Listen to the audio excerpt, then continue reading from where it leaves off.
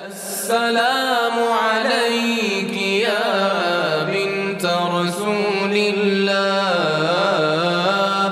السلام عليك يا بنت فاطمة وخديجة السلام عليك يا بنت أمير المؤمنين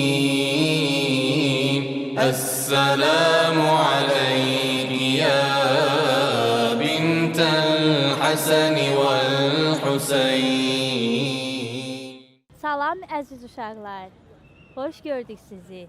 Mən sizi bu gözəl məkandan Həzrət xanım Fatimə-i Məsumənin müqəddəs hərəmindən salamlayıram.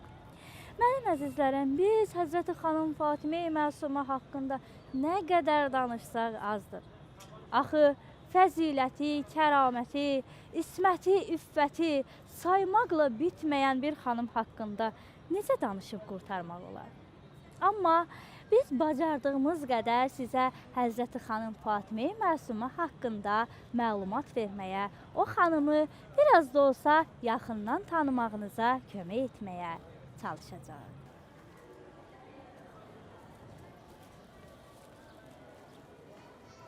Salam olsun sənə, ey Allah vəlisinin qızı. Salam olsun sənə, ey Allah vəlisinin bacısı. Salam olsun sənə, ey Allah vəlisinin bibisi. Salam olsun sənə, ey Fatimə-i Məsumə.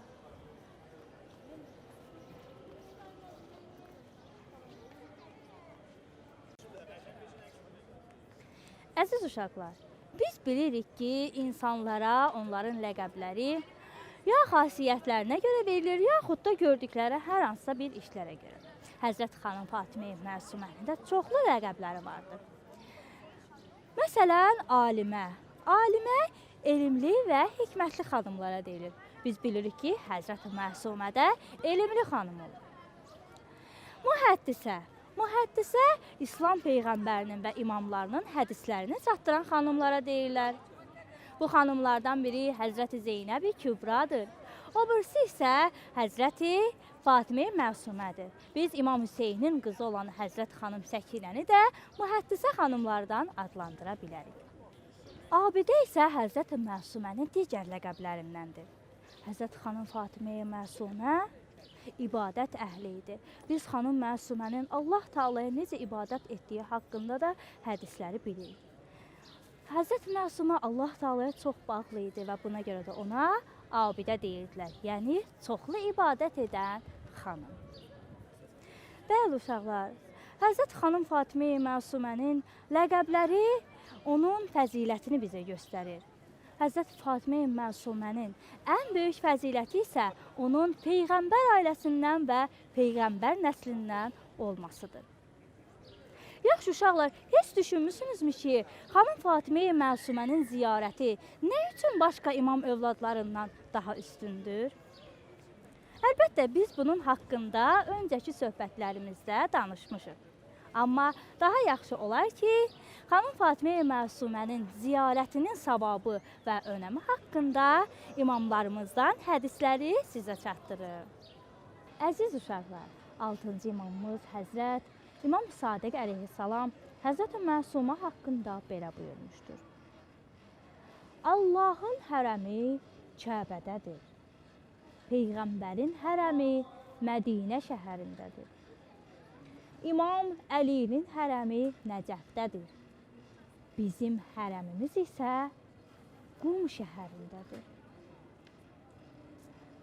Hər kim bizi ziyarət etmək istəsə, lakin buna nail olmasa, bizim nəslimizdən olan mənim nəvələrimdən Fatimə adlı bir nəfərin məzarı Qum şəhərində olacaq. Bu zaman onun məzarını ziyarət etsinlər. Əziz uşaqlar, diqqət etməli olduğumuz bir məsələ var. O da budur ki, İmam Sadiq əleyhissalam bu hədisi buyurduqda, nəinki Həzrəti Fatimə-i Məsumə, hətta atası İmam Musa Kazım əleyhissalam belə dünyaya gəlməmişdir. Belə ki, Həzrət İmam Sadiq əleyhissalam xanım Fatimə-i Məsuməni ziyarət etmək istəyənlərə belə buyurur ki, hər kim Fatiməni ziyarət etsə, bizi ziyarət etmiş kimidir. İmam Sadiq əleyhissalamın buyurduğu bu hədis onu göstərir ki, xanım Fatimə-i Məsumənin məhz Qum şəhərində dəfn olunması ilahi bir əmrdir. Əziz uşaqlar, müqəddəs İslam dinində elmə və alimə böyük əhəmiyyət verilir. Beləliklə, alimlər bizlər üçün örnəkdirlər. Biz onların əməllərindən nümunə götürürük. Belə nümunəvi alimlərdən biri də Ayətullah Mərəşi Nəcəfidir. Ayətullah Mərəşi Nəcəfi Nəcəf şəhərindən Qum şəhərinə köç etmiş və burada yaşamışdır. Ayətullah Mərəşi Nəcəfi Həzrəti xanım Fatimə-i Məsumənin ziyarətinə böyük önəm verərdi. Çünki o atasından eşitmişdir ki, Həzrəti xanım Fatimə-i Məsuməni ziyarət etmək eynilə Peyğəmbərin qızı Həzrəti xanım Fatimə-i Zəhranı ziyarət etmək kimidir. Sanki Allah Teala Həzrəti Zəhranın izzət və cəlalını Həzrəti xanım Fatimə-i Məsumədə qərar verib.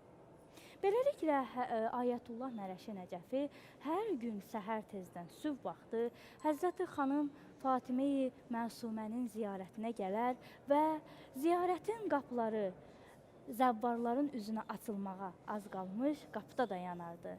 Çünki o istəyirdi ki, Həzrəti xanım Fatimə-i Məsumənin ilk ziyarətçisi olsun. Beləliklə də o ömrünün sonuna kimi hər gün sübh çağı Həzrəti xanım Fatimə-i Məsumənin ilk ziyarətçisi olmuşdur.